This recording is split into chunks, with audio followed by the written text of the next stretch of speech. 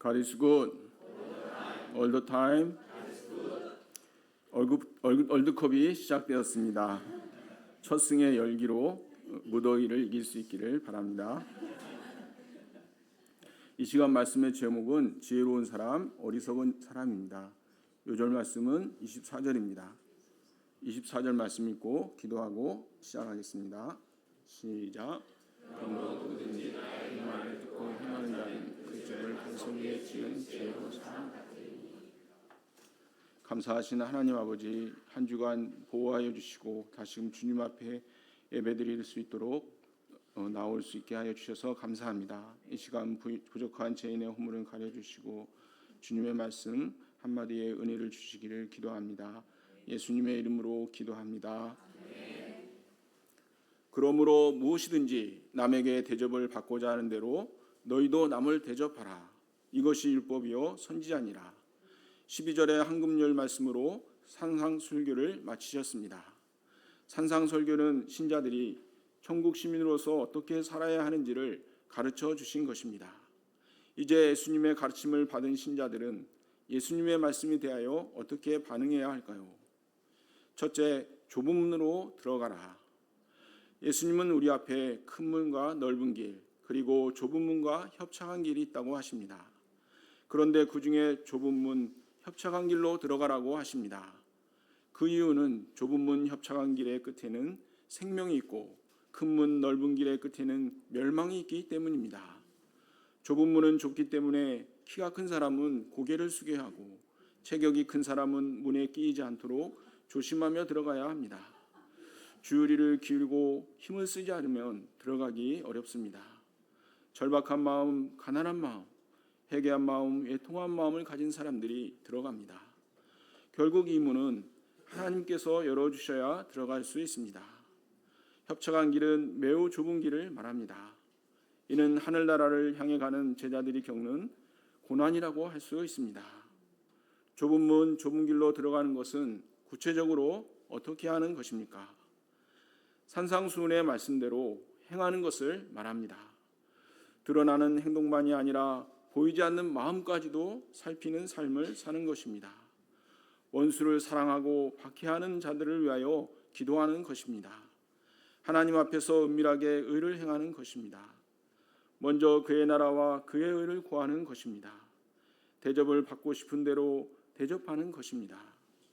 양의 문이신 예수님을 통하여 들어가서 예수님이 가신 길을 따라가는 것입니다.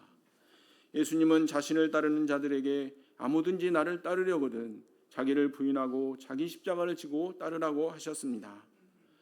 우리는 자기중심, 육체의 욕심이 원하는 것에 익숙합니다. 많은 사람들이 그렇습니다. 자기의 기준, 세상의 기준에 맞춰 살다가 하늘에 계신 아버지의 뜻에 맞춰 살기 위해서는 절제와 노력이 필요합니다. 이 길은 많은 사람들이 가는 길이 아니게 외로울 수 있습니다. 그러나 여기에는 하늘에 계신 하나님을 아버지라고 부르며 하나님이 사랑하시고 기뻐하시는 자녀로 사는 천국의 세계가 있습니다. 그 길을 가는 도중에 생명과 기쁨이 있습니다. 죄에 중독된 인생에서 벗어나 가치 있는 일을 할 수 있는 참된 자유가 있습니다. 내면에 맺히는 성령의 열매가 있습니다. 그 길의 끝에 영생이 있습니다. 큰 문, 넓은 길로 들어가는 것은 제약된 본성과 육체의 욕심, 세상의 가치관대로 사는 것입니다. 많은 사람들이 이리로 들어갑니다. 육체의 욕심이 원하는 대로 하기에 자유로울 것 같고 쉽고 편할 것 같습니다. 많은 사람들이 가기에 외롭지 않을 것 같습니다. 그러나 그 열매는 죄의 열매요 멸망입니다. 레밍 효과라는 말이 있습니다. 나그네 쥐라는 별명이 붙은 레밍에게는 앞선지를 따라가는 습성이 있습니다. 앞선지가 절벽에서 떨어지는데도 그 뒤를 아무 생각 없이 따라가다가 함께 절벽으로 떨어집니다. 많은 사람들이 가는 길이라고 해서 무조건 따라가는 것은 어리석은 짓입니다. 예수님은 좁은 문, 좁은 길을 찾는 자가 적다고 하십니다. 소수의 사람만 발견합니다. 인생의 끝을 생각하고 의미와 가치 있는 길을 찾는 사람들이 발견합니다. 앞에서 예수님은 구하고 찾고 두드리라고 하셨습니다. 넓은 길은 아무 생각 없이도 갈 수 있지만 좁은 문, 좁은 길은 찾다가 발견한 사람만 갈 수 있습니다. 그 사람에게는 가치 있는 것을 발견한 기쁨이 있습니다. 그 기쁨이 있기에 협착한 길도 기꺼이 갈 수 있습니다.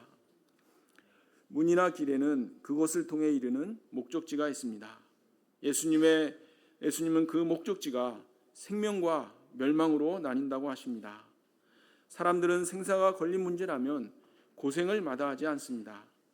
육신의 생사도 아니고 영원한 생명과 멸망이 걸렸다면 우리가 좁은 대학의 문이나 좁은 취업의 문을 통과하기 위해 수고하는 것보다 훨씬 더 힘을 쓰며 노력한다고 해도 이상한 일이 아닙니다.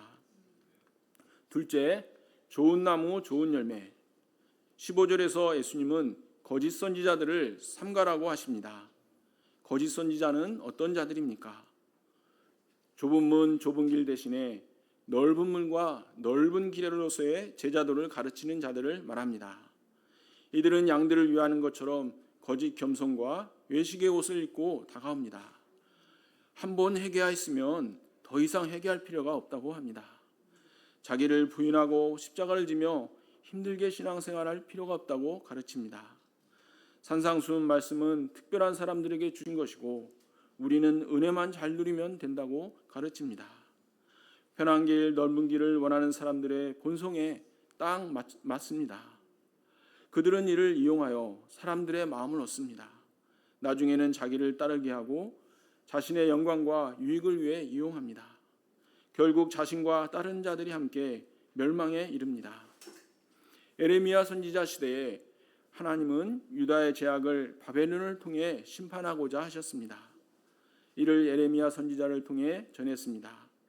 그러나 왕은 선지자를 통해 주시는 하나님의 말씀을 듣지 않았습니다. 오히려 거짓 선지자들이 전하는 거짓 평안의 메시지를 좋아하며 그들을 따랐습니다. 결국 하나님의 말씀처럼 철저히 멸망했습니다.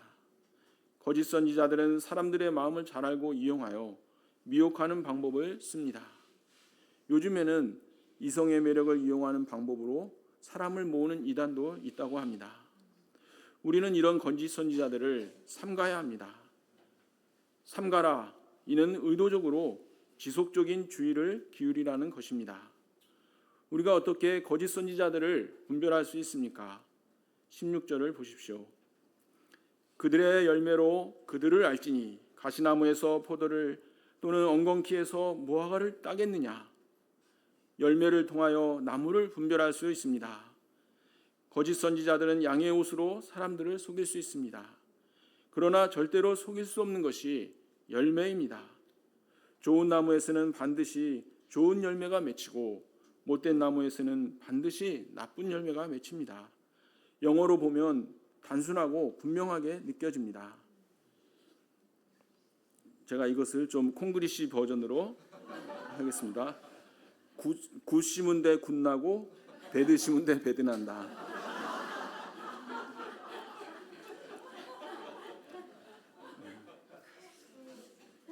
인격의 열매, 삶의 열매는 속일 수 없습니다. 어떤 열매가 아름다운 열매일까요? 산상수훈에 기초한 인격과 삶입니다. 팔복의 가치관을 가지고 사는 것입니다. 세상의 빛과 소금으로 사는 것입니다. 다른 사람을 비판하기보다 내 안에 있는 들보를 빼기 위해 구하고 찾고 두드리는 삶입니다. 또 갈라디아서 5장 22, 23절은 말합니다. 오직 성령의 열매는 사랑과 희락과 화평과 오래 참음과 자비와 양성과 충성과 온유와 절제니. 우리가 어떻게 이런 아름다운 열매를 맺을 수 있습니까? 좋은 나무가 되어야 합니다. 나무는 우리의 존재 자체라고 할 수 있습니다. 존재가 바뀌려면 내면에 있는 것들이 바뀌어야 합니다. 내면의 뿌리 깊은 생각, 다시 말해 인생의 방향과 가치관이 바뀌어야 합니다. 존재가 바뀌지 않은 채 좋은 대학에 들어가고 멋진 집에 살고 명품을 걸치고 다닌다고 아름다운 열매를 맺은 게 아닙니다. 어떤 사람은 좋은 나무 되기를 힘쓰지 않고 좋은 열매만 맺고자 합니다. 그러나 좋은 나무가 되지 않고서는 결코 좋은 열매를 맺을 수 없습니다. 우리가 어떻게 좋은 나무가 될 수 있습니까? 세리요한은 바리새인과 사두개인들에게 회개에 합당한 열매를 맺으라고 하며 속으로 아브라함이 우리 조상이다 생각하지 말라고 하였습니다. 이를 보면 아름다운 열매는 속에 들어있는 생각을 회개한 사람이 맺을 수 있습니다. 좋은 나무가 되려면 근본적으로 회개하고 성령으로 거듭나 새 사람이 되어야 합니다. 그리고 좋은 나무이신 예수님께 접붙임 바 될 때 좋은 열매를 맺을 수 있습니다. 요한복음 15장 4절 5절입니다. 한 절씩 읽겠습니다. 내 안에 거하라 나도 너희 안에 거하리라. 가지가 포도나무에 붙어 있지 아니하면 스스로 열매를 맺을 수 없음 같이 너희도 내 안에 있지 아니하면 그러하리라.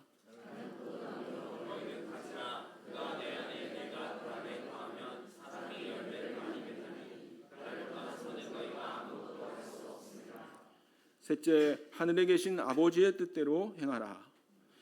21절을 보십시오. 주여 주여 하는 자에 대하여 말씀하십니다. 두 번씩이나 주여 하는 것을 볼 때 열심히 신앙생활하고 있는 것처럼 보입니다. 그러나 예수님은 주여 주여 하는 자마다 천국에 들어가는 것이 아니라고 하십니다. 천국에 들어가는 절대 기준은 하늘에 계신 아버지의 뜻대로 행하는 것입니다. 입으로만 주여 주여 하면서 하늘에 계신 아버지의 뜻대로 행하지 않는 자들은 천국에 들어갈 수 없습니다. 예수님은 기도하실 때도 뜻이 하늘에서 이루어진 것처럼 땅에서도 이루어지이다 기도하라고 하셨습니다. 제자들을 보시며 누구든지 하늘에 계신 내 아버지의 뜻대로 하는 자가 내 형제요 자매요 어머니이다 하셨습니다. 십자가 죽음을 앞두고 겟세마네 동산에서 기도하실 때 나의 원대로 마시옵고 아버지의 원대로 하옵소서 기도하시며 하늘에 계신 아버지의 뜻대로 행하는 본을 보이셨습니다. 하나님 나라에 들어가는 조건은 종교적 윤리적 행동에 있지 않습니다. 하나님의 뜻에 대한 순종에 있습니다.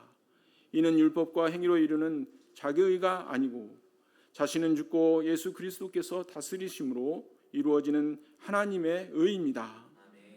22절의 그날은 세상의 끝날 최후의 심판의 날입니다. 그때 많은 사람들이 와서 주님 앞에서 자신들을 변호합니다. 주여 주여 우리가 주의 이름으로 선지자 노릇하며 주의 이름으로 귀신을 쫓아내며 주의 이름으로 많은 권능을 행하지 아니하였습니까? 예수님은 나중에 제자들을 파송하시며 천국 복음을 전파하고 병자를 고치고 죽은 자를 살리고 귀신을 쫓아내라고 하셨습니다. 그런데도 예수님은 이들에게 충격적인 말씀을 하십니다. 그때 내가 그들에게 밝히 말하되 내가 너희를 도무지 알지 못하니 불법을 행하는 자들아 내게서 떠나가라 하리라. 도무지 알지 못한다 해서 도무지에 해당하는 헬라어 우데푸테에는 어느 때에도 라는 뜻이 있습니다. 단 한순간도 그들과 알고 지내신 적이 없다는 말씀입니다. 그들과의 관계를 전면 부정하시는 말씀입니다. 어떻게 이런 사람들을 완전히 모른다고 하실 수 있습니까? 놀랍습니다. 여기서 알지 못한다는 관계에 대한 말씀입니다. 선지자 노릇, 귀신 쫓아내기, 권능 행하기가 중요하지만 예수님과의 바른 관계성은 하나님 아버지의 뜻을 행하는 데 달려있다는 것입니다. 마태복음 25장을 보면 심판의 때 임금이 의인들에게 말씀하십니다. 내 아버지께 복받을 자들이여 나와 창세로부터 너희를 위하여 예비된 나라를 상속받으라. 내가 줄일 때에 너희가 먹을 것을 주었고 목마를 때에 마시게 하였고 나그네 되었을 때에 영접하였고 헐벗을 때에 옷을 입혔고 병들었을 때에 돌보았고 옥에 갇혔을 때에 와서 보았느니라. 그러자 의인들이 주여 우리가 어느 때에 주께 그리하였나이까 놀라며 말하였습니다. 이때 임금이 대답했습니다. 내가 진실로 너에게 이르노니 너희가 여기 내 형제 중에 지극히 작은 자 하나에게 한 것이 곧 내게 한 것이니라. 예수님의 제자들이 이 땅에서 예수님의 가르침을 지켜 행하는 목적은 예수님을 알기 위해서입니다. 예수님과 인격적인 관계를 맺고 더 깊은 관계로 들어가기 위해서입니다. 도덕적인 사람이 되는 것이나 사람들에게 인정을 받는 것이 아닙니다. 산상수훈의 말씀도 예수님과의 관계성 속에서 순종하기 위해 애쓰는 것입니다. 예수님을 알기 때문에, 예수님을 사랑하기 때문에 지키려고 애쓰는 것입니다. 사도 바울은 과거 율법을 통해 의롭게 되고자 애를 쓰던 사람이었습니다. 그러나 예수 그리스도를 만난 후 그의 인생 목적은 예수 그리스도로 바뀌었습니다. 그는 빌립보서 3장 8절에서 11절에서 이렇게 고백하였습니다. 한 절씩 읽어보겠습니다. 또한 모든 것을 해로 여김은 내 주 그리스도 예수를 아는 지식이 가장 고상하기 때문이라. 내가 그를 위하여 모든 것을 잃어버리고 배선물로 여김은 그리스도를 얻고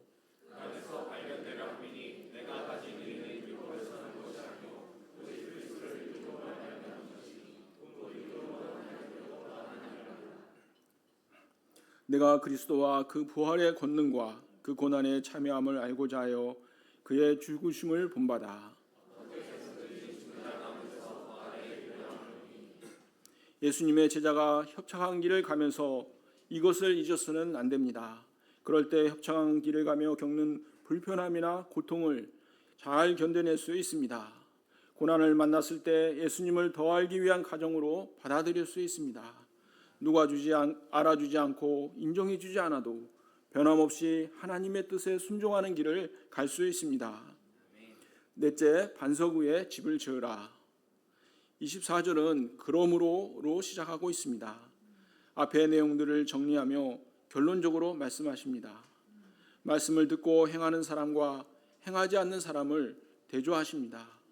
이를 보면 말씀을 듣는 것이 천국에 들어가는 보증이 되지 않는다는 것을 알 수 있습니다. 교회에서 말씀을 공부하고 예배 말씀을 듣고 개인적으로 말씀을 읽고 때로는 말씀을 가르친다고 해서 천국이 보장되는 것은 아닙니다. 말씀을 듣고 행하는 사람은 집을 지을 때 기초를 반석 위에 짓는 사람과 같습니다. 바위 덩어리 위에 집을 지으려면 바위를 깨고 파고하는 과정이 필요합니다. 힘이 들고 시간이 들고 돈이 듭니다. 기초 부분이 있기 때문에 겉으로 드러나지 않고 누가 알아주지도 않습니다. 그럼에도 건물의 기초를 반석 위에 두는 사람은 지혜로운 사람입니다. 반석이 건물을 든든하게 붙들어주기 때문입니다. 뉴욕의 100층이 넘는 엠파이어 스테이트 빌딩 같은 건물들은 기초를 단단한 바위에 두고 있습니다. 반대로 어리석은 사람은 집을 모래 위에 짓습니다. 이 사람은 기초공사에 많은 투자를 하지 않습니다.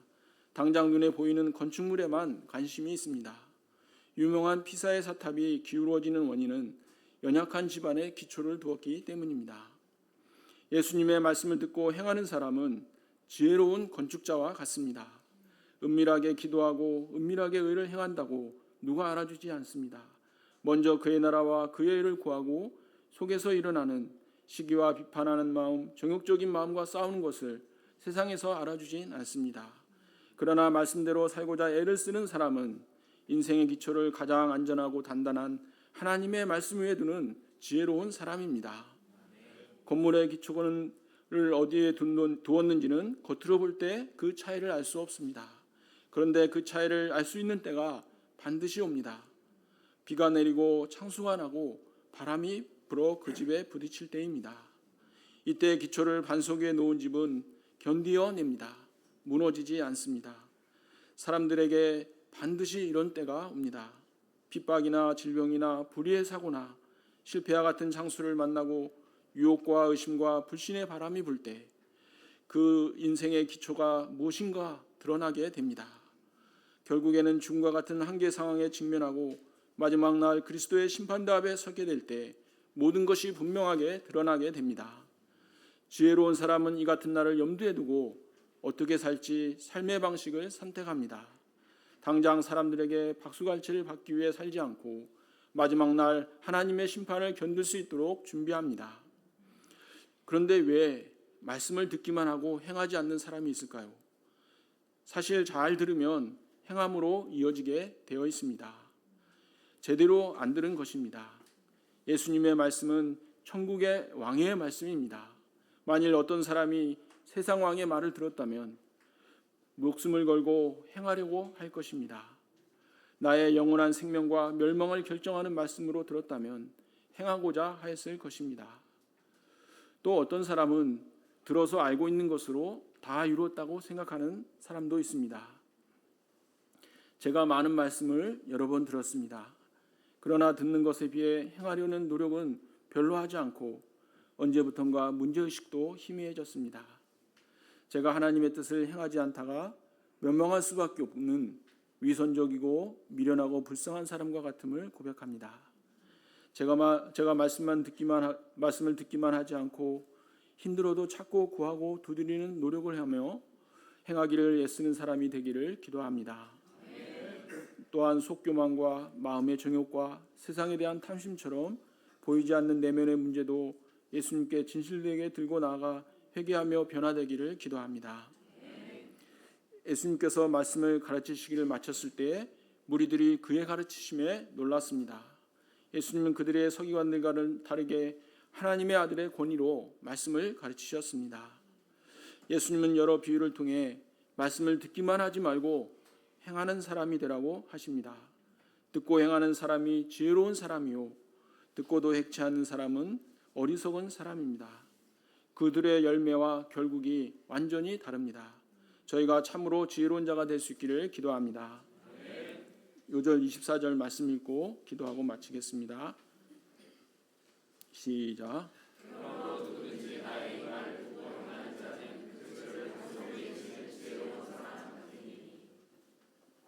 감사하신 하나님 아버지, 하늘의 보와 같은 귀한 말씀들을 주셔서 감사합니다. 저희가 말씀을 듣고 순종하여 행하는 가운데 아름다운 열매를 맺고 반석 위에 집을 짓는 지혜로운 자가 될 수 있기를 기도합니다. 예수님의 이름으로 기도합니다.